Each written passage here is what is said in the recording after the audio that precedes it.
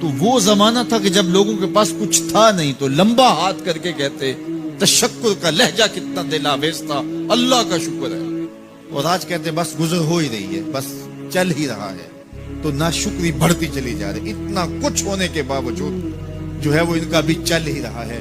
تو کہا ان الانسان لربہ لکنود، بے شک انسان اپنے رب کا ناشکرا ہے. اتنی نعمتیں کھانے کے باوجود، اتنی دولتیں سمیٹنے کے باوجود، اتنی عزتیں پانے کے باوجود، اتنی آسائشیں حاصل کر چکنے کے باوجود، دولت کے اتنے انبار رکھنے کے باوجود، اس کی زبان بولتے ہوئے کتنے بخل سے کام لیتی ہے کہ بس گزر اوقات ہو ہی رہی ہے.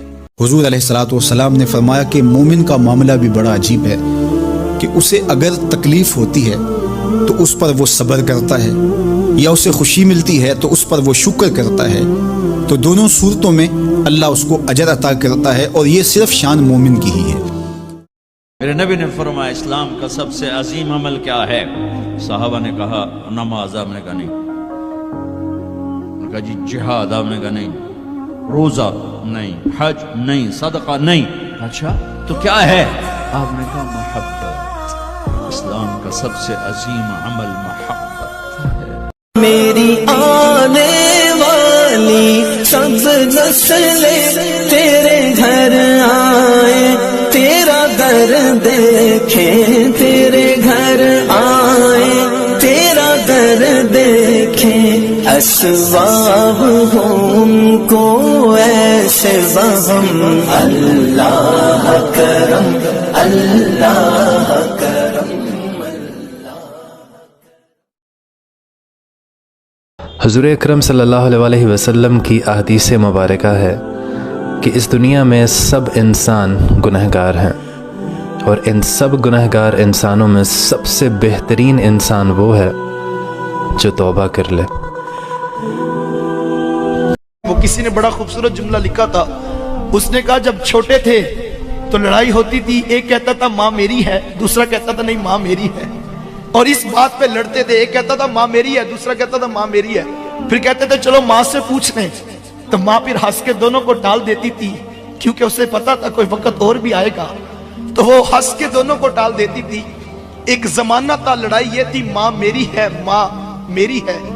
لیکن پھر وقت وہ آیا جب ماں بوڑھی ہو گئی، تو اب لڑائی اس بات کی ہے کہ ماں تیری ہے، ماں تیری ہے.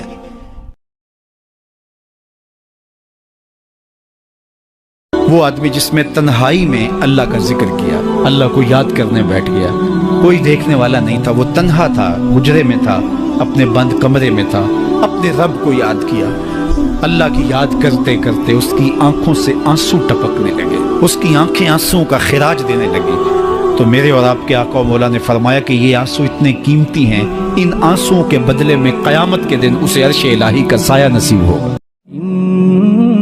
الذين يحبون أن تشيع الفاحشة في الذين آمنوا لهم عذاب أليم في الدنيا والآخرة والله يعلم وأنتم لا تعلمون.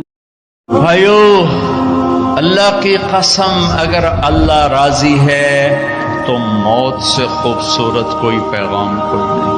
اگر اللہ راضی ہے تو موت سے خوبصورت کوئی پیغام کوئی نہیں، اور اگر اللہ ناراض ہے تو موت سے خوفناک کوئی پیغام کوئی نہیں ہے. اور اللہ کو راضی کرنے کے لیے بادشاہ کو فقیر نہیں بننا پڑتا، فقیر کو بادشاہ نہیں بننا پڑتا.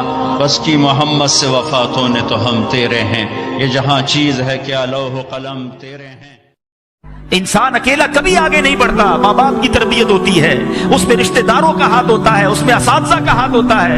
کئی ایسے ہمدرد ہوتے ہیں جو اس غربت میں، اس پریشانی میں، اس کمزوری میں ہمارا ہاتھ تھامتے ہیں. یاد رکھو احسان فراموش نہیں بننا چاہیے. اپنے ایک ایک محسن کو یاد رکھو، ان کے لیے دعائیں کرو. بندوں کا شکر ادا نہیں کرتا، وہ رب کا شکر کیسے ادا کرے گا؟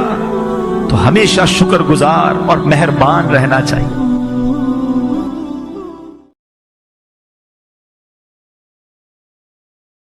ہر مال نعمت نہیں ہے، یاد رکھیے گا. لوگ سمجھتے ہیں اللہ نے بڑا کرم کیا ہے، مجھے بہت مال دیا ہے. بے شک اللہ کا کرم ہے، لیکن یہ کرم جب رہے گا، جب یہ مال تمہیں اللہ کے قریب کرے گا. پیسہ آتا گیا اور میں رب سے دور ہوتا گیا، عزت ملتی گئی اور میں اللہ کی بارگاہ میں نافرمانی کرنے والا بنتا گیا، تو یہ کوئی فائدہ نہیں اس عزت کا۔ مزہ یہ ہے کہ رب عطائیں بڑھائے، میں رب کی طرف بارگاہ میں سجدے بڑھاؤں، اللہ نعمتیں بڑھائے، میں صدقے بڑھاؤں۔